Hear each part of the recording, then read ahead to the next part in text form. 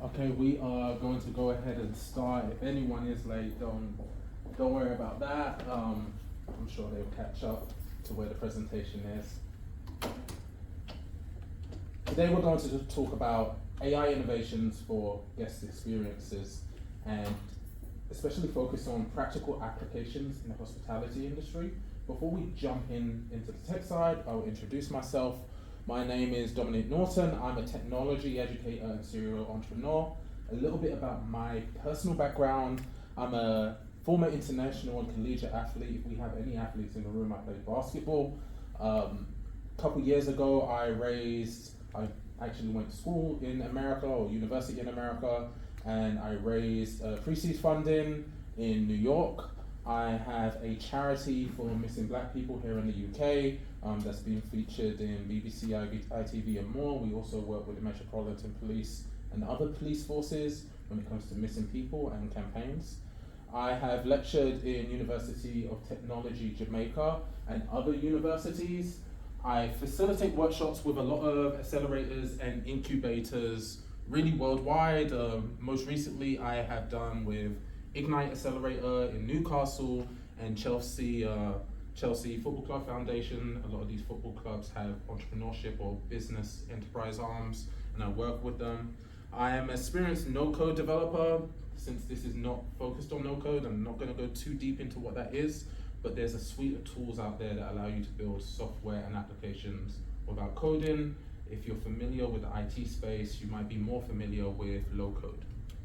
And then I'm the founder of Prolific. So Prolific is a company that upskills and reskills professionals across different industries when it comes to technology. Before we jump into artificial intelligence and enhanced guest experiences, if you have any questions, just either shout it out, raise your hand, and have this more of a dialogue rather than me just speaking at you. I have a very short definition here for anyone who's really new to technology or artificial intelligence. I'm sure in the last couple of years, you've heard it from BBC, Financial Times, lots of different outlets.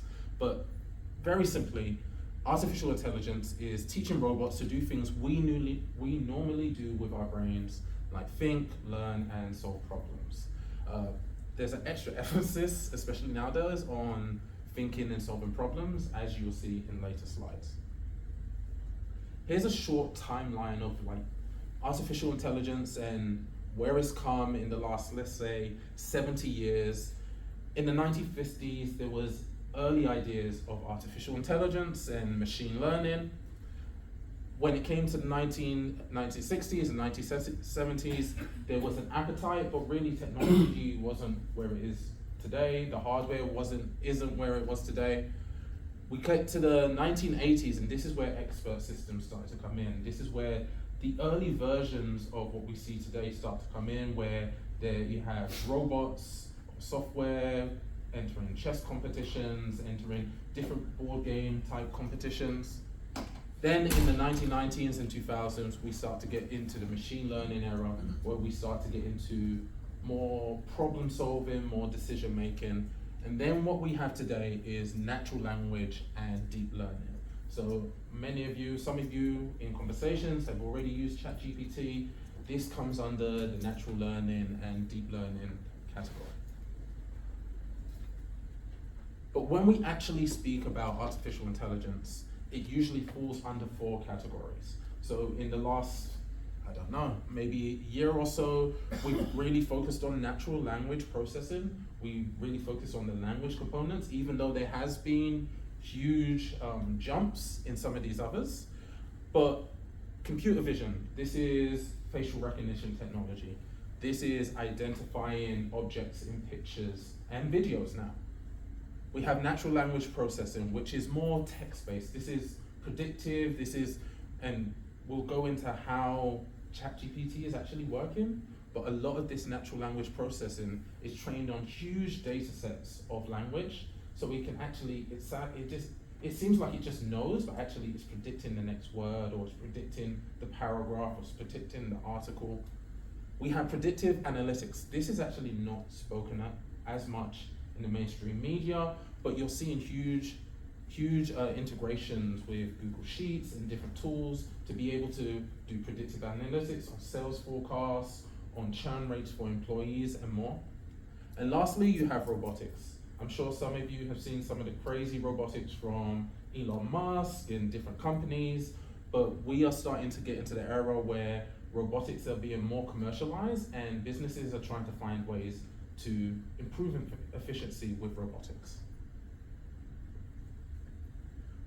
Here we're going to focus on talking about generative AI because this is the topical season for generative AI. And generative AI is a type of system that allows you to create new content, images, text, music, and even videos, and by giving it simple prompts. Generative AI can fall under many different categories. So we have image. I'm not sure if anyone's been familiar with Midjourney or Playground AI. I'm sure some of you even paid for some of those apps to generate a picture for your LinkedIn photo or LinkedIn profile. This is using generative AI when it comes to images. You have code, maybe not applicable to most people in this room, but Microsoft and GitHub are moving into this generative AI with code and being able to produce applications and software faster. This is probably where most people here in this room are familiar. Generative AI with text. This is generating marketing content, email drafts, business proposals. Here we have just like generating the raw content, but when it comes to generative AI with text, you can actually have conversations.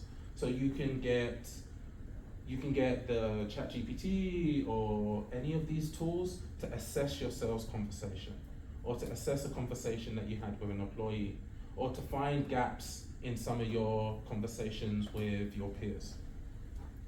You have video. Video is still relatively early, but it is progressing really fast. Runway ML is doing great work in the generative video space. You have speech, which is, for me, has been fun, but really scary. I'm not sure if anyone's seen any of the Kanye West voice clones or music that has been produced by AI using a clone of a rapper or musician's voice.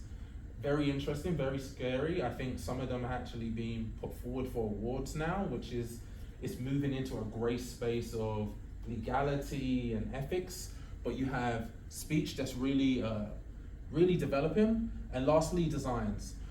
Designs goes hand in hand with image, but designs, again, this is something else that's still relatively developing. I've seen some stuff, I think it was with Midjourney recently, where they're talking about the ability to generate 3D models using prompts. Again, still relatively early phases in actually doing that.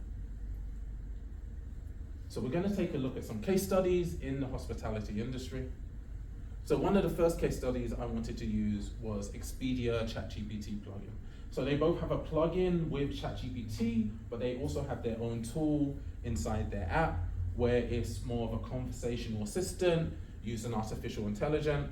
They're using, one of the ways they're using it effectively is to help provide personalized recommendations when it comes to search and discovery. And I'm sure we're going to see that across every industry. Wherever you have a search bar, they're going to try and personalize it a lot more, connecting the content or the item, let's say if it's Amazon, eBay, you name it, with a personalized query. And Expedia, one of the companies innovating in this space. They're also trying to use it to resolve issues quickly. I'm sure many of us have had, especially in recent years, have had many issues with traveling and really getting queries done. And this is the way one of the ways they're trying to resolve it. There are still many issues with doing this, especially with AI, but this is the way they're trying to innovate in this space. Accor Hotels a couple years ago launched something called Mood Match, and this is another search and discovery tool or platform where they're trying to connect results and places with somebody's mood. So if you think about the traditional way of search, I want to go to France, and it will show you different places in France maybe that you might want to go. Here, I'm feeling anxious, I'm feeling excited, I'm feeling connecting a mood with a location. This is where search really gets interesting, And as you can imagine, the more data a model has on you as an individual, probably the more personalized these results can get. Lastly, Dorchester Collections Guest Experience Platform. So this is a little bit different. And this is the way that I think a little bit more practical use of artificial intelligence. And my personal take on how companies are using artificial intelligence is a lot of companies are producing customer-facing tools or customer-facing services using artificial intelligence. But where I think the real power is some of the behind the scenes and administrative stuff. So right here, what they're doing is they're analyzing thousands of guest reviews and being able to summarize the guest reviews, categorize the guest reviews, and being able to analyze those reviews to create change, impact strategy, and really act upon the reviews. And this is a part of back office related technology and innovations. There's lots of use cases like this that are more on the back end side than the customer facing side. And I think as artificial intelligence progresses and the hype around it starts to dampen, I think this is where companies are really going to start using technology. So the future. There are lots of advances going on in artificial intelligence, but I listed a few that are particularly interesting, especially when you come to the hospitality industry and some of the changes that are happening economically worldwide. So large language model outputs to business processes. So if you think about most AI tools right now, you're having to give it a prompt and it's giving you an output, and you give it a prompt and it's giving you output, and it's that continuous conversation.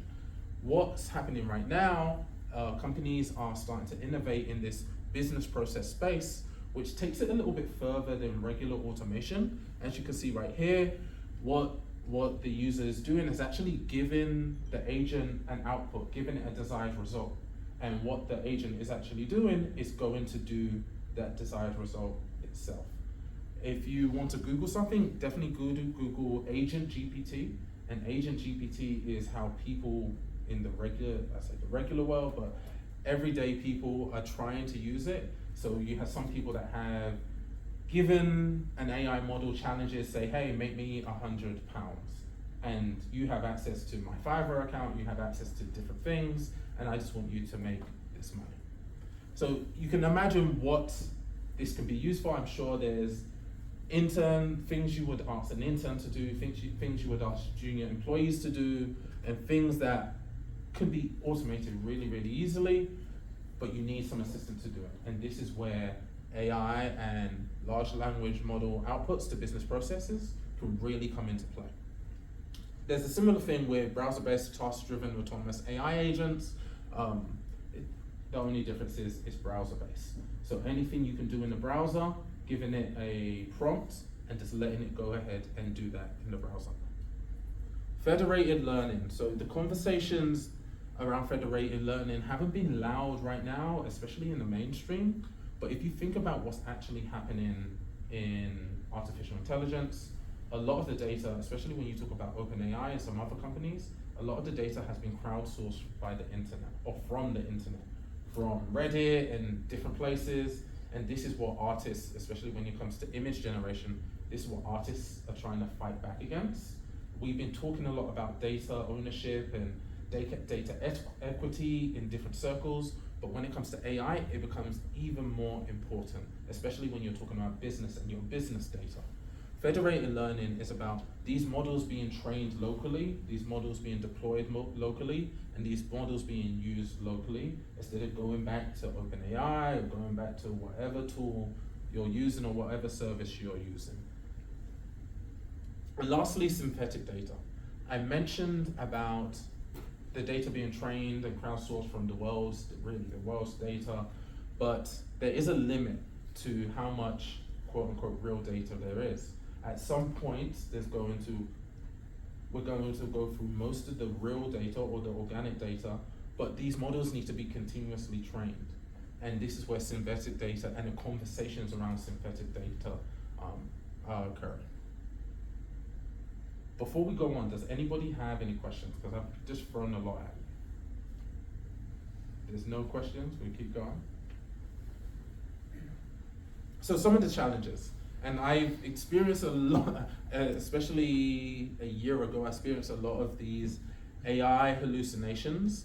These instances where AI generates an unexpected result or untrue result, which puts us as business professionals in a predicament. We're using this technology to make us more efficient, but if we have to validate the output that it gives us, it's actually not making us more efficient. And this is where AI hallucinations come in, but also your digital literacy. Where I think the sweet spot is for AI in hospitality, or really AI in general, you have to have some knowledge of the topic. If there's, I don't know, an intern or a student, they might not know the things we know in this room about hospitality, so they might just run with something that's generated by AI, which is, I never recommend that, but someone who's inexperienced might not know. Now, you don't need to know that exact thing, but you need to be able to look at something generated by AI and say, hey, this is a bit off. Like, this doesn't quite make sense. I don't know what it is. Let me investigate further. Legal and regulatory framework. So this is still, and I think this is the story of technology, that technology develops and regulation follows, but this is still in flux. What you're seeing now in the blockchain space is, especially in the US, is they're cracking down on different companies and what they can and can't do. And I would expect this in upcoming years for AI, but it's still relatively early for those conversations, especially in commercialized AI. And data quality and bias. The training data is extremely biased, especially more leaning to liberal thoughts, Western thoughts, US thoughts, and US data, which in different countries in Asia or in Africa, the Caribbean, you name it, across the world, might be challenging. Can I just ask, sorry, can I go back to that last slide? Can I just ask the legal and regulatory frameworks, who is the body or what is the body that's making those frameworks? Because there's been different interests in different aspects. I believe in the UK, I believe they started to put together a task force. I don't think there is an official regulatory body in the UK for especially AI, but I think they're now starting to put together a task force to be able to tackle these conversations. But they're right now it's a Wild West. I mean, so are the bigger companies like Expedia or whatever, are they the ones that are writing it because they're trailblazing it, they put the most money into it, and therefore is there a potential that some of the more basic down to earth issues on the AI will be overlooked because of the corporate? Yeah, I think the more basic issues are being overlooked right now. Okay. And some, I think we saw, I believe it was Italy, within the last year, Italy basically banned OpenAI and ChatGPT. Sam obviously went over there on his big tour. He went to lots of different countries, and Italy was one of them. And I think they changed the application a little bit to appease the Italian government. It's still relatively the same, but there are some differences. But again, still a Wild West right now. Okay, that sums it up nicely. Yeah. Wild West. But it's the same, to me, I look at this the same way I kind of look at how blockchain's been over the last 10 years. That initially blockchain was crazy, and then over time, regulation started to come in more and more. I do think AI is a little bit different. I think the biggest problem with AI is really a data problem and like data ownership rather than like the AI itself. And I do have concerns and queries on whether governments will be as proactive with AI as they have been with blockchain. And I think they was proactive or relatively proactive with blockchain because it was the financial sector that were kind of getting into. AI is not really like that on the surface. Presumably AI has to have an objective, so you ask it a question, its objective is to answer that question. So if indeed the objective is to always give an answer that can, I I guess what I'm looking at is the programming of that, what the objective of that system is, you know, always to give an answer or not to give an answer, or whatever it may be. So when I've used it, especially most recently, and especially when it comes to ChatGPT, we talk about ChatGPT a lot, but you have Cohere, you have lots of different tools. What ChatGPT will actually say now, and they disconnected it from the internet, and it's kind of in Bing now. But anything that is really, if I say, I don't know, I ask it a question past its training, it will basically say, I don't know. There's sometimes where you can trick it into giving you an answer, but again, you're tricking it into giving you an answer. It might not necessarily be the right answer. Once upon a time, it would just give you an answer regardless. And now it's more prone to saying, I don't know, this is beyond my training. Yeah, okay. But one thing I wouldn't put past anything with AI, I've seen unexpected results, and I do have slight, I'm not sure if concern is the right word, but doubts whether we can really train it to do exactly what we want it to do.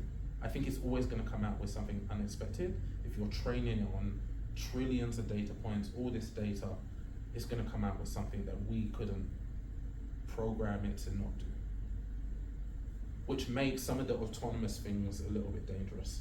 So I mentioned about LLM outputs to business processes, and I mentioned agent GPT. On the flip side, some developer somewhere created something called Chaos GPT. And Chaos GPT, their objective was to destroy mankind. This is like what a real person gave the objective. And it was trying to do weird things to quote unquote destroy mankind.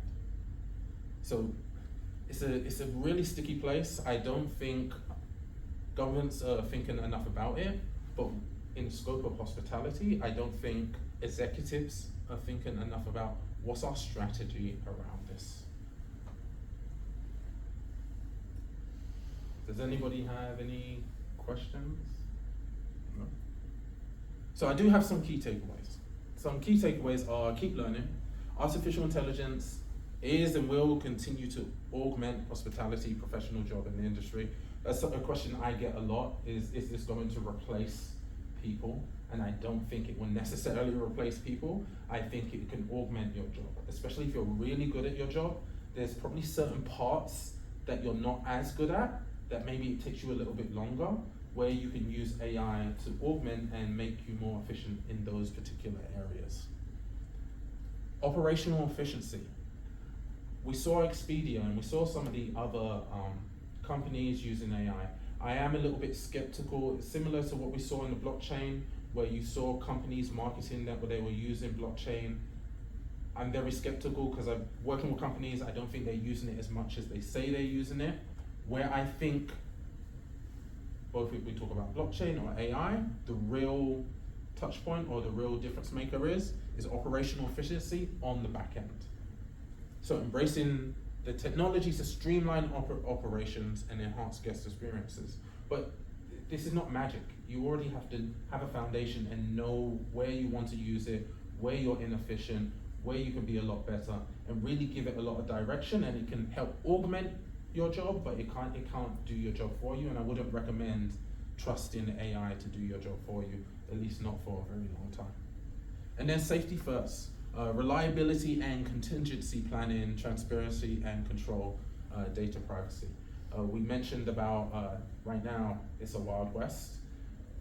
The companies that are innovating and are integrating it with their systems, that is, I'm sure there's someone in their risk department and their legal department that are raising red flags, saying, hey, this is a lot of risk we're taking, but this is some of the decisions that you make when you're trying to innovate. I definitely think you have to put safety first, definitely think you have to explore pilot projects and explore this space, but it is something where safety has to be the main concern. So I am finished. Does anybody have any questions? Actually, I've got a question. Yeah. Say I want to do what you said the Dorchester to do, and then like go through and sort of get AI to have a look at all the reviews and sort of pick up trends and stuff. Yeah. Where would I go to get started, or Yeah. even learn about it, or So, do you use ChatGPT right now?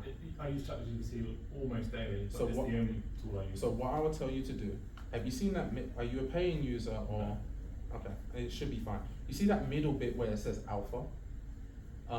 What I would tell you, whether it's Trustpilot or whatever your review platform is where you're getting in reviews, have that in a CSV format, in an Excel sheet, and then upload that to ChatGPT. Now, in the Excel sheet, you might wanna like play with it, and if there's sensitive data, just remove the sensitive data.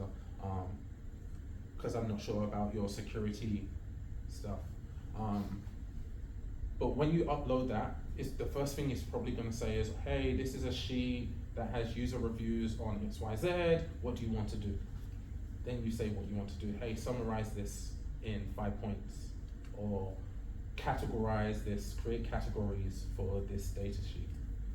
And now you can start to play and have that conversation. Or you might turn around and say, suggest things that I could do with this table of user reviews. That's all inside ChatGPT. Yeah.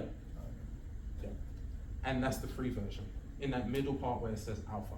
As long as you have it, and really that's with any CSV, you can take any CSV and do that. So what they actually created there is their own platform to be able to do it, but you don't need to create your own platform to be able to do that. And even if you wanted to test outside of like your customers' data, you could create a fake data set and do it with a fake data set. Any other questions? So I'm not sure it sounds like, because there's no questions, I covered a lot.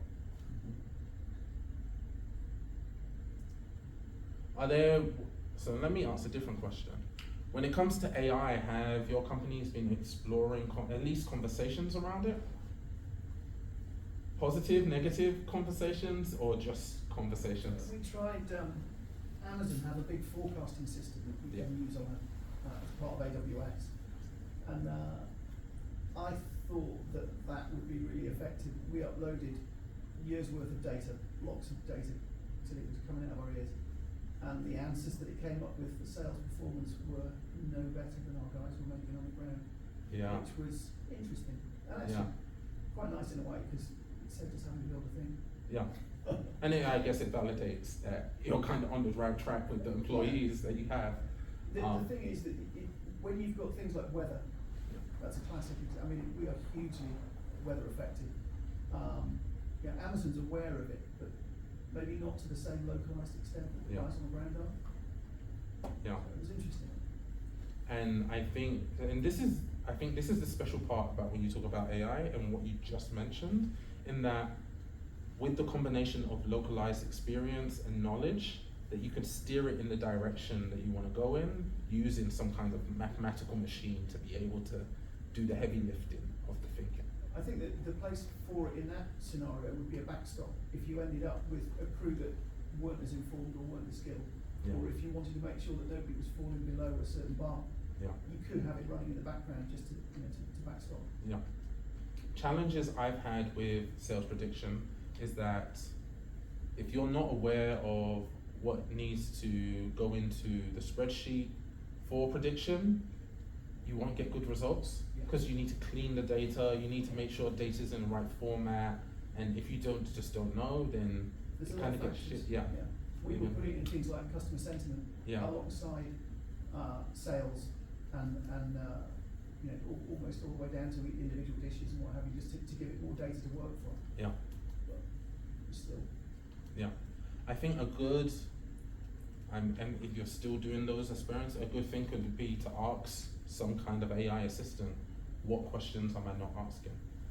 When I worked with companies, that's probably, especially experienced professionals, that's usually what they want. They don't want the AI systems to actually do it for them. They want the AI systems to, where's the gap in my thinking? What questions am I not asking that I should be asking? And that's how some of the experienced professionals are using it across different industries.